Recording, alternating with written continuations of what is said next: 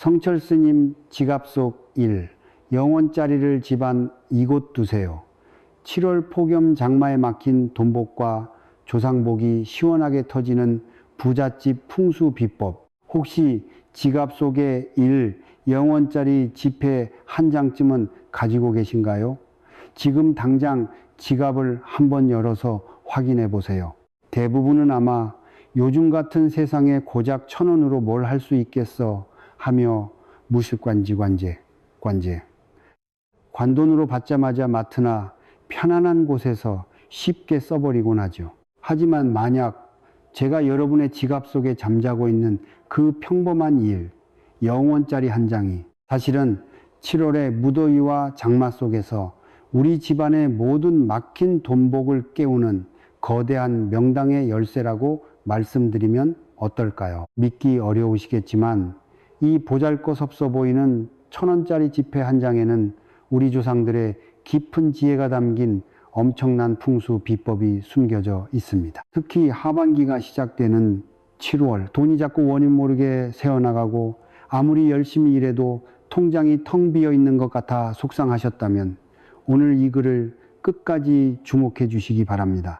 오늘 이 내용 하나로 여러분은 그동안 꽉 막혀 있던 재물운과 조상복의 물길을 시원하게 뚫어버리는 방법을 완벽하게 알게 되실 겁니다. 단돈1, 영원으로 집안의 돈벼락과 조상의 음덕을 부르는 비법, 지금부터 제가 하나부터 10까지 전부 명확하게 알려드릴 테니 마음을 열고 따라와 주세요. 이 내용을 모두 이해하고 나시면 여러분은 집안의 기운을 스스로 바꾸고 부자의 흐름을 만드는 풍수 전문가가 되어 있을 겁니다. 자, 본격적으로 시작하기 전에 한 가지 마음속으로 다짐해 보세요. 지금 이 순간 내 삶에 정체된 운을 바꾸겠다고 선택하는 그 작은 결단 하나가 여러분의 하반기 금전운을 여는 첫 번째 열쇠가 됩니다. 특히 긍정의 에너지를 받아들이는 순간 재물의 기운이 여러분 쪽으로 직접 흘러들어오기 시작할 거예요. 그리고 마음속으로 7월에 막힌 돈복과 조상복을 감사히 받아갑니다 라고 한 줄 다짐해 주세요. 여러분 한 분 한 분의 재물운이 활짝 열릴 수 있도록 진심을 담아 기원하겠습니다. 왜 우리는 항상 돈 때문에 힘들어하고 열심히 사는데도 재정적인 가뭄을 겪는 걸까요? 정말 남들보다 부지런히 움직이고 밤낮으로 애쓰는데 왜 돈은 늘 제자리에 머물거나 오히려 물 새듯 빠져나가는 걸까요? 많은 분들이 나는 타고난 돈복이 없나 보다 하며 스스로를 자책하곤 합니다. 하지만 이건 여러분의 노력이나 능력이 부족해서가 절대 아닙니다. 바로 우리 집안에 돈이 들어와 머무를 수 있는 에너지의 저수지가 약해졌기 때문입니다. 풍수에서는 이것을 기운의 가뭄이라고 표현합니다. 한번 상상해 보세요. 아무리 큰 강에 맑은 물이 가득 흘러도 그 물을 우리 집 논밭으로 끌어올 물길이 막혀 있거나 물을 안정적으로 가둬둘 저수지가 없다면 어떻게 될까요? 가뭄이 들면 논바닥은 바작바작 마르고 그 어떤 곡식도 자라나지 못할 것입니다. 재물운도 이와 똑같습니다. 세상 밖에서 열심히 일해 돈을 버는 것은 강에서 물을 퍼오는 것과 같습니다. 하지만 정작 그 돈이 우리 집에 들어와서 안전하게 머무르고 또 다른 돈을 낳는 저수지 같은 공간, 즉 좋은 기운의 터가 없다면 돈은 그저 잠시 스쳐 지나가는 신기루일 뿐입니다. 특히 요즘 우리가 사는 아파트나 빌라 같은 현대적인 주거 공간은 대부분 콘크리트로 평평하고 네모반듯하게 지어집니다. 흙의 생기를 느끼기 어렵고 자연의 생생한 흐름이 차단되기 쉽죠. 이것이 바로 현대인들이 재물의 가뭄을 겪는 가장 큰 구조적 이유 중 하나입니다. 집안의 산처럼 든든하게 기운을 모아주고 강물처럼 재물이 끊임없이 흐르게 하는 자연의 에너지가 본질적으로 부족한 것입니다. 그래서 아무리 돈을 벌어도 밑 빠진 독에 물을 붓는 것처럼 느껴지고 항상 돈에 쫓기며 마음 졸이게 되는 것입니다. 하지만 너무 걱정하지 마세요. 우리에게는 이 모든 정체된 문제를 해결해 줄 아주 작지만 강력한 해결책이 있으니까요. 바로 1. 영원짜리 지폐입니다. 1. 영원짜리 지폐가 어떻게 그 대단한 명당의 역할을 해낼 수 있는지 궁금하시죠? 그 비밀은 바로 지폐 뒷면에 숨겨져 있습니다. 지금 바로 1,000원짜리를 꺼내서 뒷면을 한번 자세히 보세요. 무엇이 보이나요? 아주 고즈넉하고 멋진 산수와 그림한 폭이 그려져 있죠. 이 그림의 이름은 바로 조선시대의 위대한 학자이신 퇴계이황 선생이 제자들을 가르치고 학문을 연구하던 도산서원의 풍경을 담은 개상정고도입니다. 풍수에서 이 그림이 왜 보물과도 같으냐 하면 바로 이곳에 산과 물이 완벽한 조화를 이루는 최고의 명당 구조가 고스란히 축소되어 담겨 있기 때문입니다. 그림을 자세히 보세요. 뒤로는 든든한 산이 서원을 병풍처럼 포근하게 감싸고 있고 앞으로는 맑은 강물이 유유히 흐르고 있습니다. 이것이 바로 풍수지리에서 말하는 배산임수, 배산임수의 전형적인 모습입니다. 사는 예로부터 변치 않는 굳건함과 안정을 상징하며 좋은 기운이 밖으로 흩어지지 않게 한 곳에 모아주는 역할을 합니다. 마치 든든한 부모님이 우리를 뒤에서 지켜주는 것처럼 말이죠. 반면에 물은 멈추지 않고 흐르는 생명력과 재물을 상징합니다. 물이 끊임없이 흘러야 모든 생명이 살아나고 풍요로워지듯 재물도 물처럼 부드럽게 흘러 들어와야 집안이 번성하게 됩니다. 즉, 이 개상정고도 그림 한 장에는 집안의 자산을 든든하게 지켜주는 산의 힘과 돈이 마르지 않게 순환시키는 물의 힘이 동시에 담겨 있는 것입니다. 심지어 이 그림의 배경인 도산서원은 수많은 인재를 길러낸 지혜의 중심지입니다. 그래서 이곳의 기운은 단순한 물질적 재물을 넘어 그 재물을 지혜롭게 관리하고 하반기에 더 크게 불릴 수 있는 지혜의 에너지까지 함께 가지고 있습니다.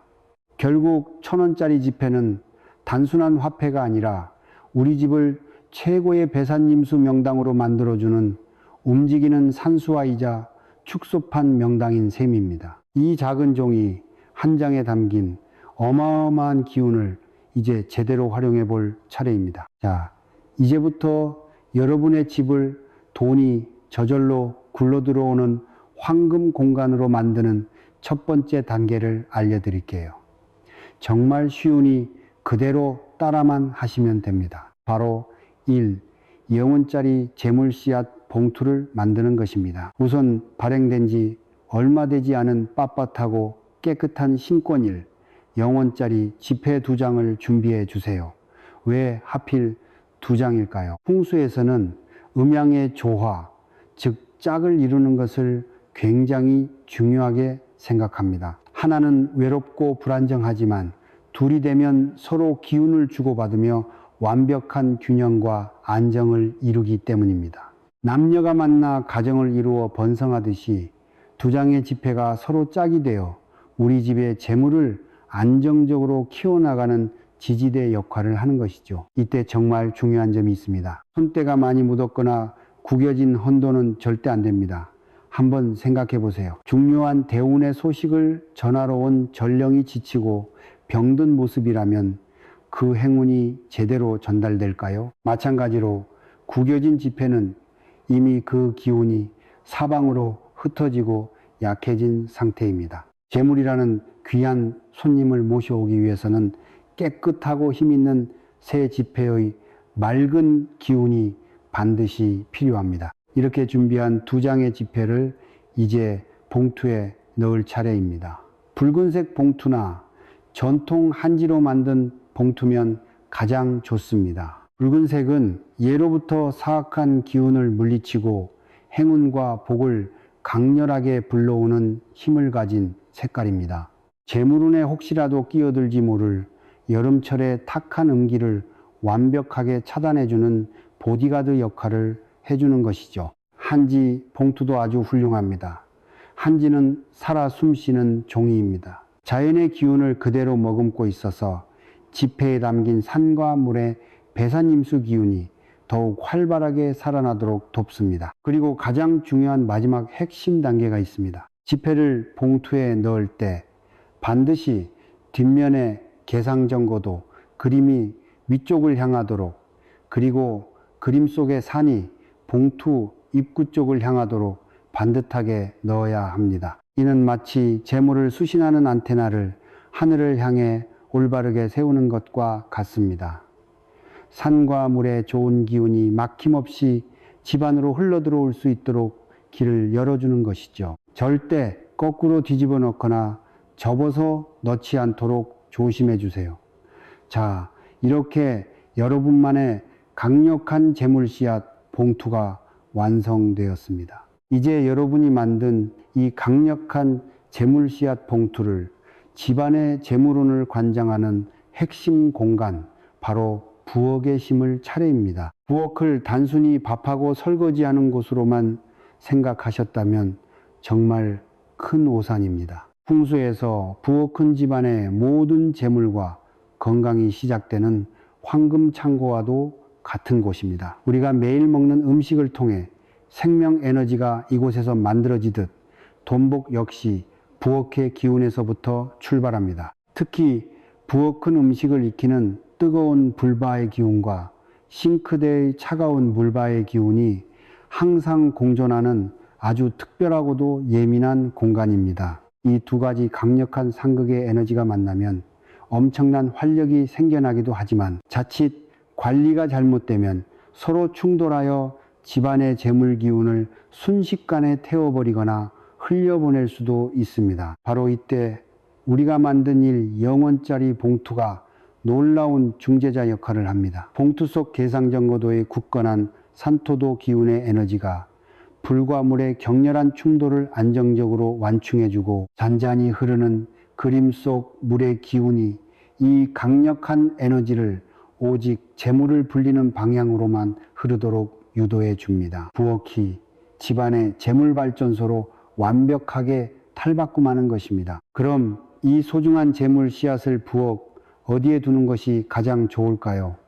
가장 좋은 명당 자리는 바로 쌀통 밑이나 식료품을 보관하는 수납장 안쪽 깊은 곳입니다. 쌀과 음식은 예로부터 풍요와 자산 그 자체였습니다. 이 풍요로운 기운 옆에 재물 씨앗을 함께 두면 그 기운이 서로 공명하며 몇 배로 증폭되는 효과를 가져옵니다. 중요한 것은 다른 사람의 눈에 절대 잘 띄지 않아야 한다는 점입니다. 재물은 조용하고 안정된 어두운 곳에서 몰래 숨어서 자라나는 것을 좋아하기 때문입니다. 만약 우리 집 부엌의 방향을 아신다면 부엌의 동쪽이나 남쪽 수납장에 이 봉투를 놓아 보세요. 동쪽은 새로운 시작과 성장의 기운이, 남쪽은 번영의 기운이 강한 방향이라 7월 하반기 재물운을 키우는데 최고의 자리가 됩니다. 부엌이 집안의 재물을 만들어내는 발전소라면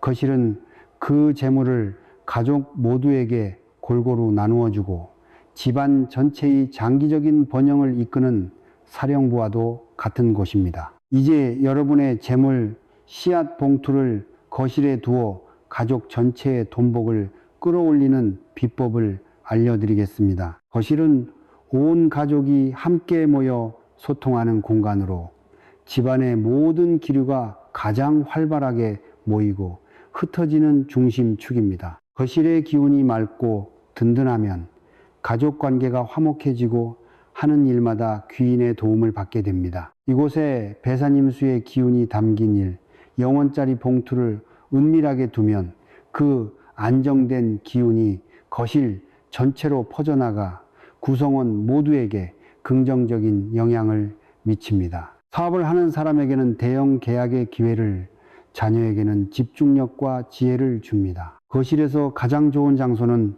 바로 책장 안쪽이나 서랍 깊숙한 곳, 혹은 평소 거실에 가족사진 액자가 있다면 그 액자 뒤편에 살짝 숨겨두는 것입니다. 가족의 화목한 기운과 명당의 재물 기운이 함께 어우러져 엄청난 상승 효과를 낼 수 있습니다. 방향을 따질 수 있다면 거실의 동남쪽을 선택하세요. 동남쪽은 풍수에서 최고의 재물 방향으로 꼽히는 곳이라 외부로부터 뜻밖의 횡재수나 기회가 들어올 확률이 훨씬 높아집니다. 하지만 아무리 좋은 씨앗을 심어도 밭이 엉망이라면 싹이 틀 수 없겠죠. 집안을 항상 깨끗하고 정돈된 상태로 유지하는 것, 이것이 바로 풍수의 기본이자 핵심입니다. 만약 여러분이 재물봉투를 놓아둔 부엌 수납장이나 거실 책장에 먼지가 뽀얗게 쌓여 있고 쓰지 않는 잡동사니가 가득 차 있다면 어떻게 될까요? 천원 지폐가 아무리 좋은 배산임수의 기운을 뿜어내려고 해도 그 어지럽고 탁한 기운에 가로막혀 힘을 쓸 수가 없습니다. 재물은 맑고 깨끗한 물과 같아서 길이 막히고 탁하면 절대 흐르지 않고 고여서 썩어버립니다. 특히 7월은 장마로 인해 습도가 높고 미생물이나 탁기가 번식하기 가장 쉬운 계절입니다. 주변에 잎 빠진 그릇, 시든 식물, 쓰지 않는 고장난 물건이 있다면 즉시 과감하게 버리셔야 합니다. 이런 것들은 모두 좋은 기운을 실시간으로 갉아먹는 기운 도둑들입니다. 주기적으로 환기를 시켜 신선한 공기를 유입시켜야 묵은 기운이 빠져나가고 재물운이 숨을 쉴 수 있습니다. 원룸에 사시는 분들도 마찬가지입니다. 공간이 좁을수록 정리정돈은 더욱 치명적으로 중요합니다. 집안을 정리하는 것은 단순한 청소가 아니라 내 삶의 공간에 대운이 머물 수 있도록 길을 닦는 신성한 과정임을 꼭 기억하세요. 그리고 이어서 7월에 우리가 절대 놓쳐서는 안 될 또 하나의 거대한 대운의 줄기, 바로 성묘와 조상복에 대한 이야기를 공유하겠습니다. 성묘하실 때 제발 이것 하나만은 꼭 지키십시오. 대부분의 분들이 이걸 무심코 행했다가 조상님이 후손에게 내려주시는 엄청난 복을 제 발로 뻥 차버리고 있다는 사실을 전혀 모르고 계십니다. 아마 이 내용을 보시는 분들 중 대부분은 아차하고 무릎을 탁 치실 겁니다. 그동안 정말 좋은 마음으로 효심을 다해 조상님을 찾아뵈었는데 사실은 조상님의 마음을 아주 불편하게 해드리고 있었다는 걸 알게 되실 테니까요.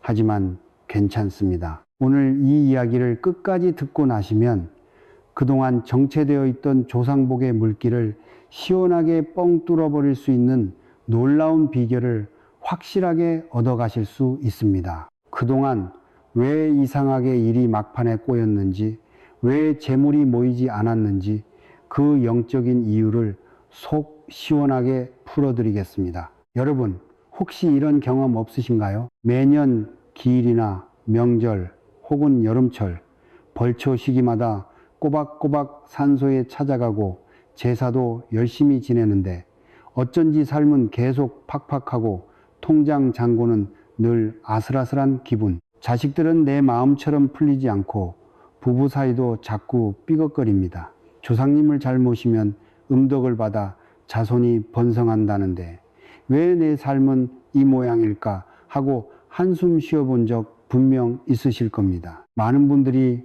조상님을 찾아뵙는 일을 일종의 의무나 숙제처럼 생각합니다. 날이 더워지거나 명절이 다가오면 또 산소에 가야 하네 하고 귀찮고 지친 마음이 먼저 드는 것이 솔직한 심정이지요. 그렇게 마지못해 산소에 찾아가서 부랴부랴 잡풀 몇 개 뽑고 음식을 대충 차린 뒤 얼른 절하고 내려오기 바쁩니다. 그런데 바로 그 귀찮아하는 마음과 무심한 행동 속에 조상님의 복을 원천 차단하는 결정적인 실수가 숨어 있습니다. 여러분이 무심코 했던 그 행동들이 사실은 조상님 입장에서 보면 이 녀석들이 아직도 나를 대하는 근본적인 정신을 못 차렸구나 하고 혀를 차게 만드는 일이었다는 거죠.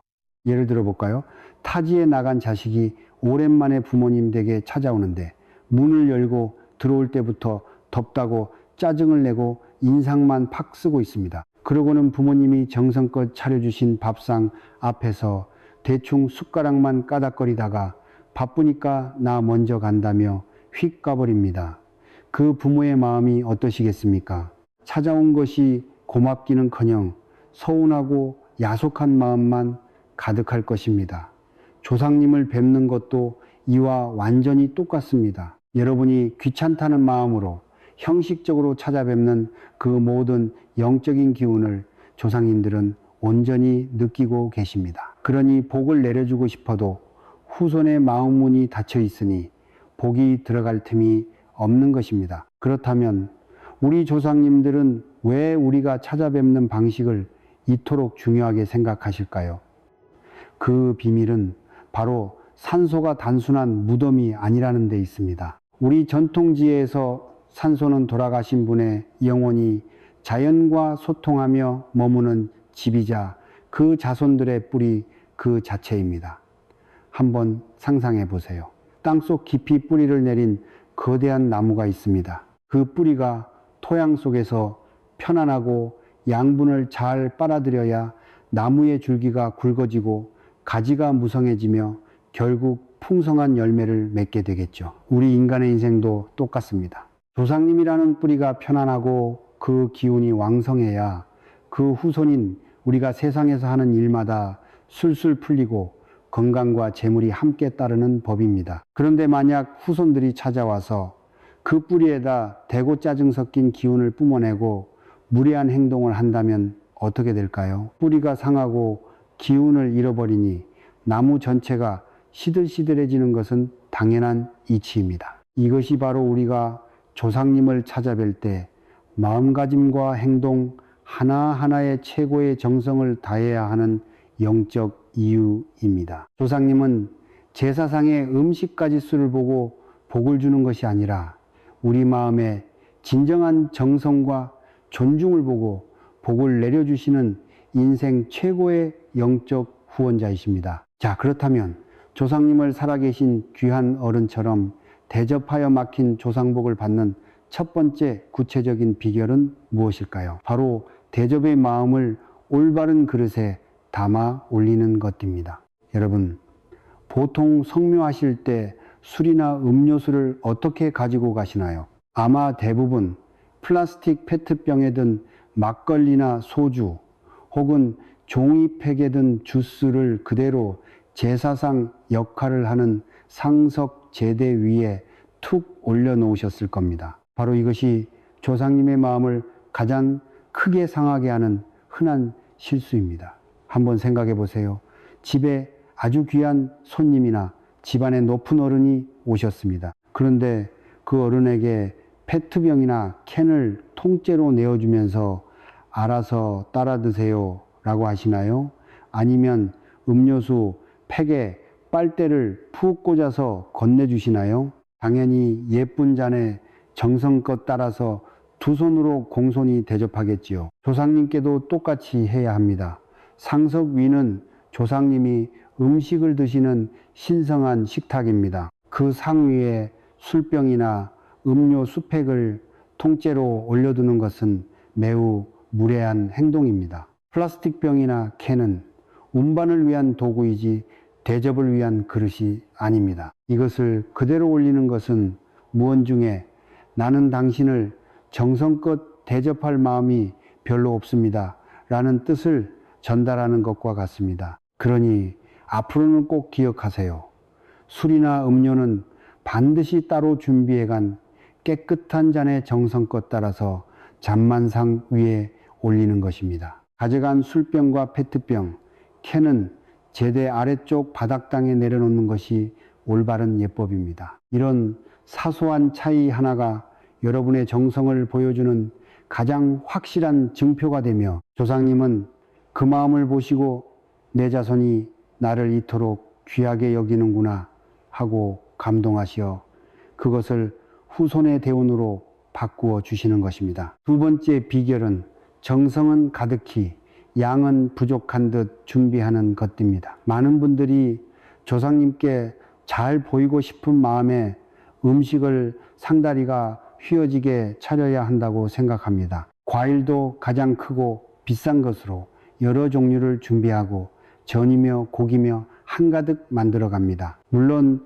그 효심은 가하지만 풍수지리와 영적인 지혜는 오히려 반대로 이야기합니다. 음식은 정성을 다해 최고의 질로 준비하되 양은 약간 부족한 듯 보이는 것이 훨씬 좋다는 것입니다. 여기에는 아주 깊은 원리가 숨어 있습니다. 여러분이 산의 진미를 가득 차려놓고 조상님, 저 이렇게 아무 문제 없이 잘 먹고 잘 살고 있습니다 하고 자랑하듯 행동하면 조상님께서는 흐뭇해 하시며 거기서 끝납니다. 더 이상 후손을 영적으로 긴급하게 도와줄 필요성을 느끼지 못하시는 거죠. 반면에 비록 가지수는 적고 양은 푸짐하지 않지만 여러분이 현재 처한 상황에서 마련할 수 있는 최선의 것을 정성껏 준비해서 올리며 마음속으로 조상님, 아직은 제 살림이 넉넉지 못해 정성만큼 가득 차려내지 못해 죄송합니다. 하지만 조상님의 보살핌 덕분에 이만큼이라도 살 수 있어 늘 감사드립니다.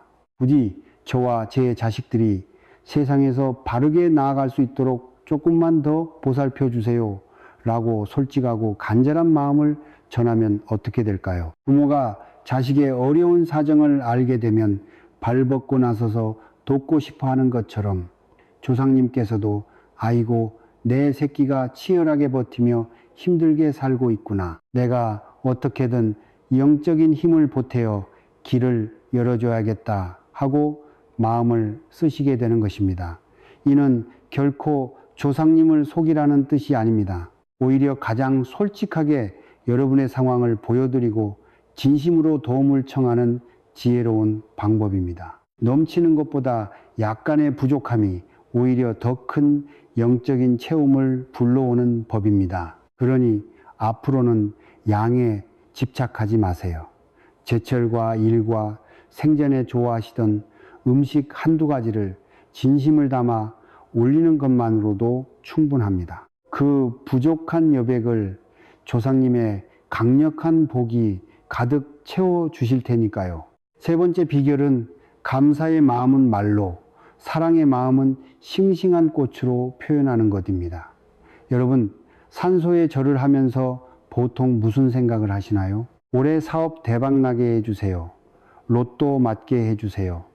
같은 하소연이나 무리한 부탁을 먼저 하고 계시지는 않나요? 힘든 마음은 이해하지만 그보다 훨씬 더 중요한 것은 감사합니다라는 마음을 먼저 전하는 것입니다. 여러분이 지금 이 순간 험한 세상에서 큰 사고 없이 숨쉬고 살아있는 것, 자식들이 탈 없이 자라주는 것, 이 모든 것이 결코 당연한 일이 아닙니다. 보이지 않는 곳에서 조상님들이 온갖 애군과 큰 불행들을 온몸으로 막아주고 보살펴 주신 음덕입니다. 그러니 절을 하실 때 반드시 마음속으로 조상님, 올 한 해도 무사히 지켜주셔서 정말 감사합니다. 고맙습니다 라고 외치세요. 이 감사의 말은 강력한 긍정의 파동을 만들어내어 조상님과 여러분 사이의 영적인 통로를 환하게 밝혀줍니다. 그리고 그 사랑을 눈에 보이는 형태로 표현하는 가장 좋은 도구가 바로 싱싱한 생화꽃입니다. 특히 7월은 여름철 장마와 폭염으로 인해 산소 주변의 기운이 쉽게 습해지고 음침해질 수 있는 시기입니다. 이때 산소 앞에 놓인 밝고 싱싱한 꽃 한 다발은 무덤 주변의 죽은 기운을 몰아내고 강력한 생명 에너지를 공급하는 역할을 합니다. 낡고 빛바랜 시든 조화가 꽂혀 있는 무덤은 생명의 기운이 다했다는 신호이므로 성묘 가실 때는 반드시 깨끗하고 예쁜 꽃을 준비해 가셔서 새 것으로 교체해 주세요. 그 작은 행동 하나가 조상님의 기운을 북돋우고 그 좋은 생기가 다시 여러분의 집안으로 흘러 들어오게 만드는 마법 같은 힘을 발휘할 것입니다. 마지막으로 성묘가 끝난 뒤 음식을 정리하는 음복 후 단계 역시 치명적으로 중요합니다. 많은 분들이 성묘가 끝나면 음식을 그대로 산소에 두고 오는데 이는 아주 좋지 않은 행동입니다. 조상님이 드신 음식을 그 자리에 버리고 오는 것과 같아 영적으로 큰 결례가 될 뿐만 아니라 산짐승들이 냄새를 맡고 찾아와 묘지를 파헤쳐 훼손하는 원인이 됩니다. 우리 예법에서 음복은 조상님이 축복을 담아 내려주신 복을 후손이 나눠 먹는 신성한 행위입니다. 그러니 그 자리에서 가족끼리 수박 한 조각, 술 한 잔이라도 조금씩 나누어 드십시오. 그리고 남은 음식은 반드시 전부 가방에 싸서 집으로 가지고 돌아오셔야 합니다. 조상님과의 식사를 끝까지 예의 바르고 깔끔하게 마무리하는 것, 이것이 복을 완성하는 마지막 열쇠입니다. 오늘 우리는 단돈일, 영원짜리 지폐 한 장에 숨겨진